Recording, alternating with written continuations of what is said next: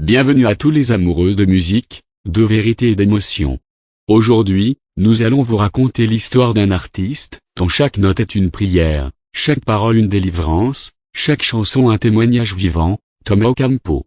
Originaire du Honduras, il n'est pas simplement un chanteur chrétien, il est un messager, un guide, un cœur battant pour Dieu, qui transforme les douleurs, les doutes et les victoires spirituelles en hymnes puissants. Si vous avez un jour traversé une vallée de larmes, ou cherché une lumière dans l'obscurité, la musique de Thomas Ocampo parlera à votre âme. Voici son parcours, avec toute la force et la passion qu'il mérite. Chapitre 1, les débuts d'une voix habitée. Thomas Ocampo n'a pas choisi la musique. C'est la musique qu'il a choisie.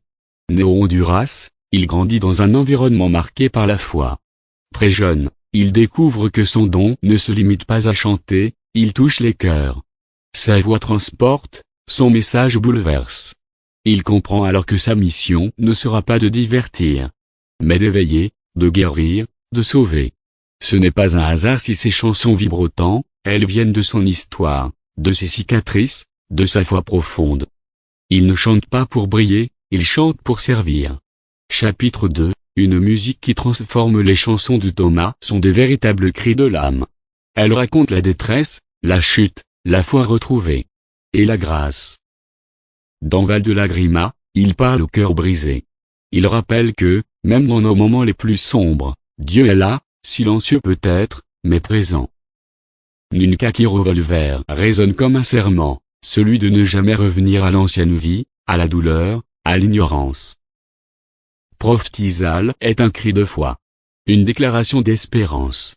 Une proclamation que rien n'est impossible quand on parle au nom de Dieu.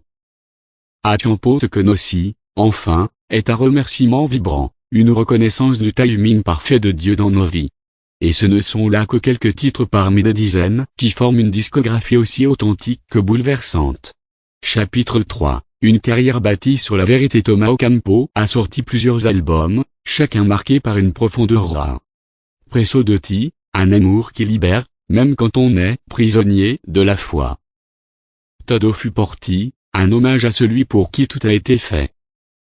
Comme Oledron, inspiré de la promesse du retour de Jésus, comme un voleur dans la nuit. Prophtisal, une œuvre explosive, proclamant la puissance des paroles de foi.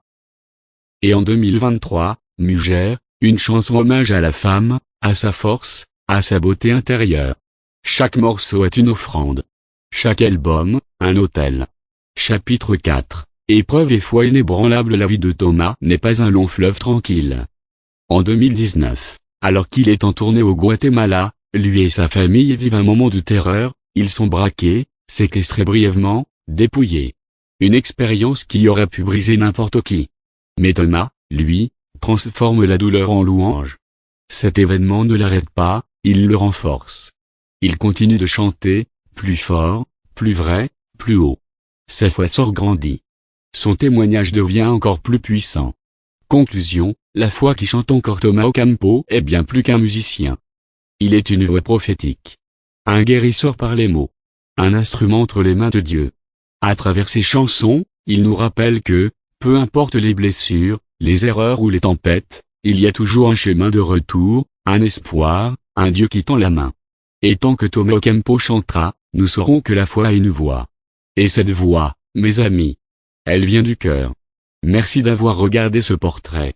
Si son histoire vous a ému, si ses chansons vous ont touché, partagez cette vidéo, abonnez-vous, et laissez un commentaire.